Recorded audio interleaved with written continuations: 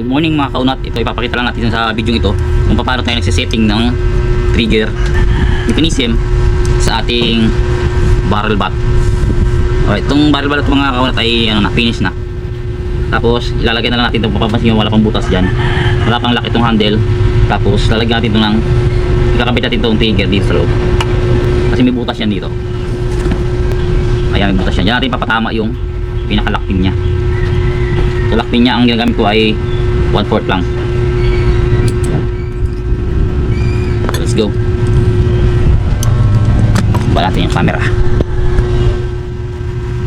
Siyempre ang gagawin natin mga kaunat ay kumuha tayo ng isang housing nito kasi dati ito siya may butas.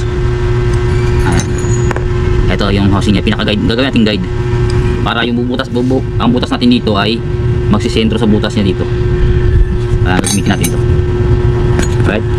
Tapos siyempre ilalagay natin siya dito.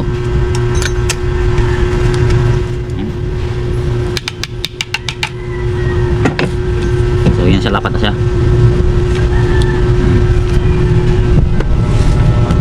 So guys, lapat na siya.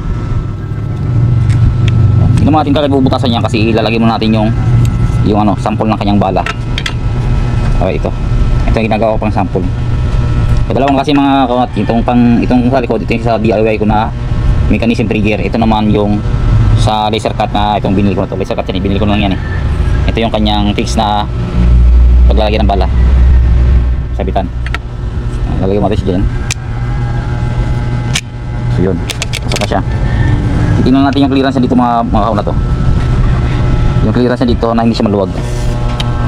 Ayan. So yan, maganda na clearance niya. Ayan yung lapat sa may pinaka body part niya. Hindi siya nakatingala yung trigger at hindi rin siya nakayoko. So yan.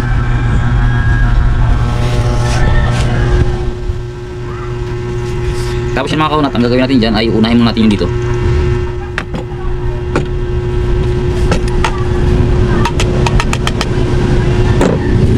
So bubutasan muna natin doon dito.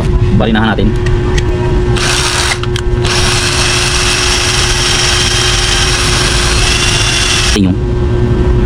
Yung bolt nya para pag bumutas tayo kasi ito sa akin yung butas ko dito sa may pinaka-barrel nya, yung butas dito sa pinaka-barrel nya mga kaunat ay saktong sakto siya, fit siya, hindi siya maluwag.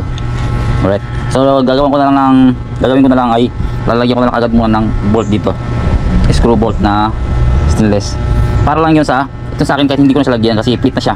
Pag binarinahan ko siya dito may tendency kasing gumalaw yan eh, lalo na kung maluwag yung butas nya ng barrel bat nya. Ito sa akin ay fit siya. Kaya kahit hindi ko na siya lagyan ng ganito, bubutasan ko na siya agad dito, hindi nagagalaw yung aking trigger. Pero sa maluluwag yung butas ng ano ng paglalagyan ng trigger sa kanilang barrel bat, kailangan yung muna talaga lagyan ng ganito para hindi siya gumalaw, para hindi siya ma-disalign. Yan, lagyan ng ganito. Yan. So ilagay na lang natin to para sample lang natin. Huwag lang siya masyadong hipitan. Tapos ang susunod natin gagawin, tatanggalin natin to. Okay? Yan, pag ganyan. Tapos gagamitin ko na itong sample ko na available ko na housing. Ang butas niya kasi mga kaunat ay dito sa dulo, pinakadulong butas yun sa gagawin natin dito, pinaka lalagyan ng lock pin. Alright, so kailangan natin ito, ilagay natin dito. Yan, para hindi kayo sa akin ito lang naman may iparang ko kung may ibang ideya kayo na nasanayan ninyo, okay naman na yun, basta masintuhan lang siya ang barrel bat. So titignan nyo yung sa kabilang ano, yan yung sa kabila, tsaka ito tapos natin ay pantay na yan. Yan, kailangan pantay siya.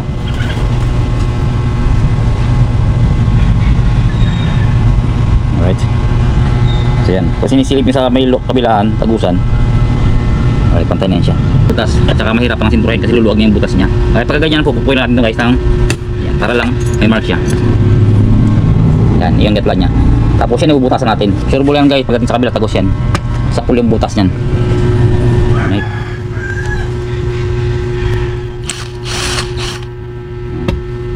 Sa pagbabari na naman mga kaunat ay siguraduhin na nakatayo talaga ng tuwid yung dito side at saka sisilipin dito sa kabilang side kung maganda na rin tayo niya. So kung tagilid yung bat, kailangan tagilid din yung pagbabari na. Kailangan ang silip niyo kabilaan ito at saka dito sa kabila. Sa loob yung pinakadulo ng ating ano, ng drill bits, pasok mo doon sa may pinaka butas niya. Hindi na sa kabila. Ito tagos na yan siya. Ayan, nakatagos na siya. Alright guys, ito bagos na sa kabila. Ayan siya.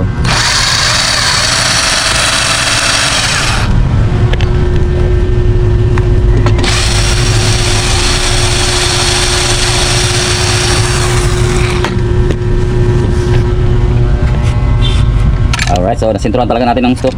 Ang ganda ng tama ng kanyang butas sa pinakadulo ng kanyang butas din ng ating trigger.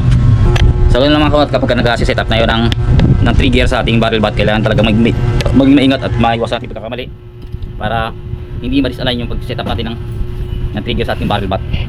Yung compatible yung kanyang bala, tapos yung butas niya hindi maluwag, talagang sakto-sakto. Alright, kung tayo nalinis-linis ng mga kaunat, ayan, so ito pwede natin itong higitan.